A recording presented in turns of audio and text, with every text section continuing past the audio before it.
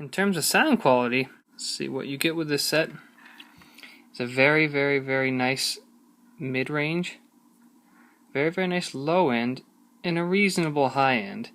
I say reasonable because they don't extend too well in the treble area. They're not the worst I've heard. I mean, I've heard some headphones that are worse, and compared to an inexpensive headphone, they might be a more consistent and smooth treble.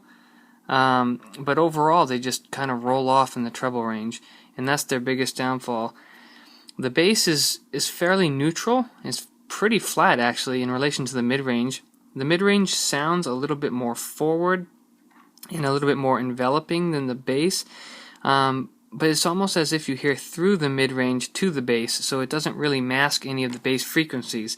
The bass itself is very tight, very good quality.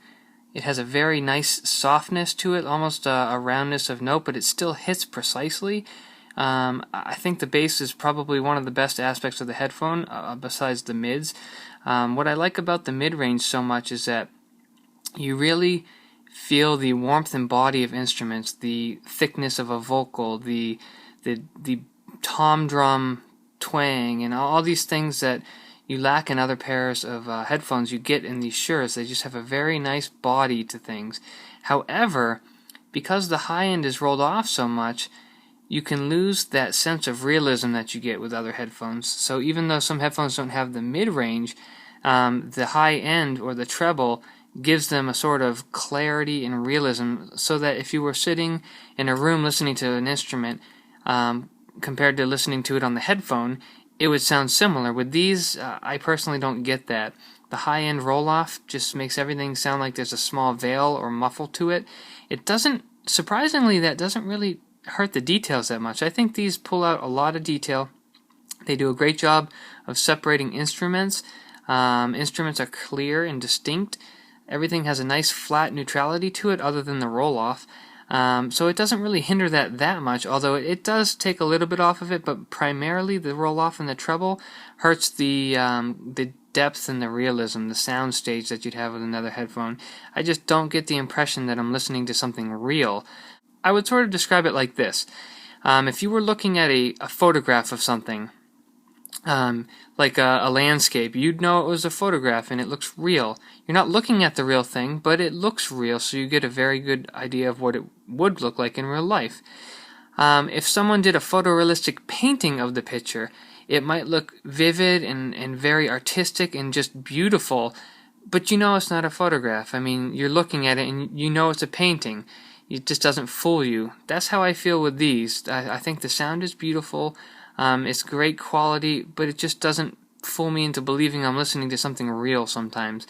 Whereas other headphones, such as the Audio PFE 232, they give you a better sense of treble realism, and you kind of have that depth that you would have from ambience in a room or a reverb or anything like that. So it gives you that realism.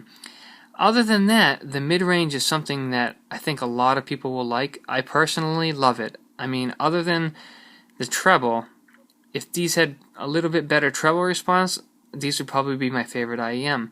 They have just such a beautiful mid-range, just such a nice flat bass to mid-range response that I think a lot of people will fall in love with them. However, if you do have really good hearing, I think you're going to find that these are a little bit soft in the upper end. They're a little bit rolled off, and they're just lacking that nice crisp detail that a lot of other headphones have. Now, I'll be honest, there's times when I'm listening to music where I get into the music and I don't even think about it.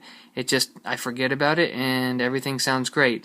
But then there's other songs, specifically some jazz music and some other stuff, where I'm listening to the song, and honestly, it's a distraction to me because I just feel as though the cymbals and the high-frequency instruments just don't sound believable, so it makes me notice it and I think about it.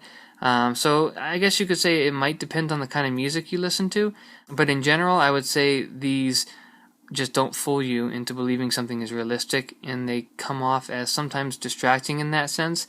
But if you don't mind that, if you don't mind a little bit of a soft treble, which a lot of headphones might have anyway, these are going to excel in every other area.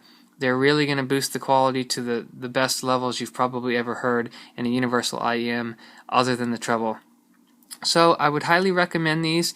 They're great audio quality. They're extremely durable. I mean, I've heard this cord referred to as a bike lock, and it's kind of funny because it's actually one of the things I thought of when I felt it. It kind of has that, obviously it's thin and it's not that thick, but it has that texture and feeling and appearance of one of those bike locks that is a chain wrapped in a plastic sleeve.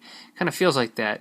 One of the features that these cords have is I think it's called a memory ear guide, and basically you can fold this and it keeps its shape. So if you wanted to, you can stretch it out and it stays stretched out. I think it's sort of a double-edged sword. It's a nice idea, but what I have a problem with is when I put these earphones in my ear and get them perfectly fit, the next step for me is to curve this around my ear. But in doing so, it shifts the fit of the earphone. If I try to curve this first, it makes it harder to get on my ear in shape because you have to kind of move this around to get it in your ear. So to do that with this being stiff in a specific shape is kind of difficult. I also find sometimes that the plastic just feels like it's kind of cutting into your ear. I don't know why. There's nothing really sharp on it. It's all smooth, but I still get the sensation that it's cutting into my ear. I don't really like that. The main issue I have with these headphones is the fit and the comfort. Basically, these hurt my ears. And the reason for that is the shape of the rounded part here. It almost comes to a point. It looks smooth, but believe it or not, it has sort of not a point, but it comes to an end here in a way that in my ear, I feel the pressure of that end pushing against my ear because I don't have a large ear. But this part here pushes back into my earlobe, and after a few minutes of listening to music, the inside of my ear here is very sore. And for me personally, even if these were phenomenal quality, that would be a pretty tough thing to deal with. I think I might actually have some small ears, so other people may not have an issue with this at all. However, I have heard of some people complaining of the same thing. So do be cautious that if you have small ears or you're very sensitive ears, this might actually cause you some pain or discomfort. And they're not really super heavy, but they are big and the cable is pretty tough. So they're a little bit heavier than other earphones, so you may find that that's pulling down as well, and you may find that uncomfortable. But in general, for an average to large size ear, I think you'll probably be okay with this. And if that's the case, you may find that these are pretty comfortable. But if you don't and you have a small ear, I would probably stay away from these. I would go with something like the PFE 232. The PFE 232 is a much more ergonomic, small, lightweight headphone that is just phenomenal comfort and fit for anyone. So I would highly recommend that. So, to conclude this review, I would say that these are an extremely good value for a high-end earphone other than the treble roll-off and the possible fit issues. But if you're a sucker for mid-frequencies, for that sweet mid-range that Shure is renowned to have, you're going to love these things. Compared to the 530, these are basically better treble version of the 530 from what I've heard. I haven't heard the 530s, but these are essentially similar with a more refined high-frequency response. Now, I wish they had gone a little bit further and just made it extend up a little bit higher, but for what it is, if you're a Shure fan, I think you're going to absolutely love these. If you're not, I think you just need to decide what kind of sound signature you're looking for, and then decide if it's right for you or not. Compared to like the PFE 232, which can be found at a fairly similar price if you look around or get a deal, those have a much more realistic and natural treble. So when you listen to instruments like drum cymbals and things, they just sound realistic.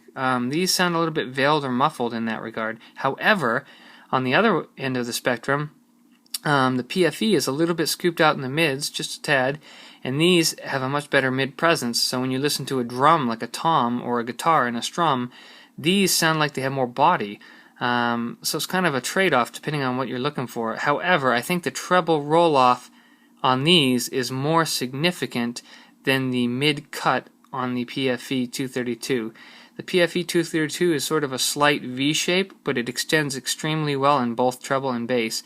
These are sort of a flat response with a rolled off high end, and they just don't extend super well in the sub bass or super well in the treble.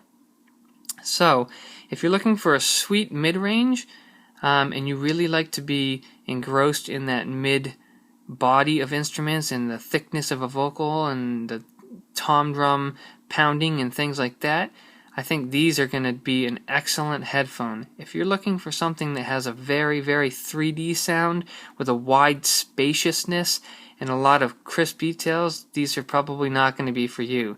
The treble just doesn't sound crisp and detailed. It sounds neutral with a veil or a slight roll-off. And I say slight, but in reality, it's enough that in some music it just distracts me from the music.